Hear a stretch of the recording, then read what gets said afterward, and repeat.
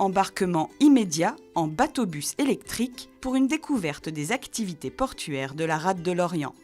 La rade aux 3000 navires est le nom évocateur donné à cette balade commentée proposée à chaque vacances scolaires par l'Espace des Sciences, Maison de la Mer. Donc là, on fait un parcours d'à peu près 2 heures sur la rade. On part de Lorient, on fait des traversées commentées en bateau-bus pour aller vers Locmiquélic, où là, on peut observer et puis accéder à des chantiers navals.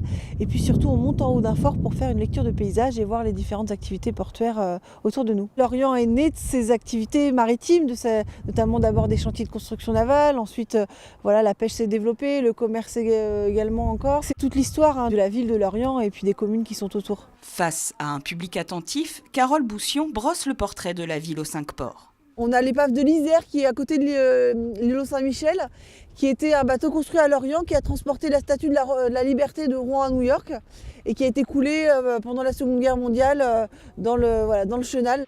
Détails historiques, anecdotes et explications permettent de reconnecter les citoyens avec une filière maritime omniprésente sur le territoire. Alors on a à peu près autant de gens qui sont en excursion, ou des touristes, comme on pourrait dire, que d'habitants du territoire. C'est vrai que ça les intéresse de comprendre ce qui se passe chez eux. Ils font ce qu'on appelle du tourisme de découverte économique ou du tourisme industriel. Ils ont envie de savoir ce qui fait vivre le territoire.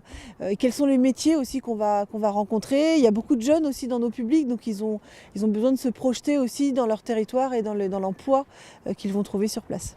Sensibiliser les jeunes aux métiers du secteur portuaire, c'est justement l'une des missions d'un port center, selon la charte du réseau mondial des villes portuaires.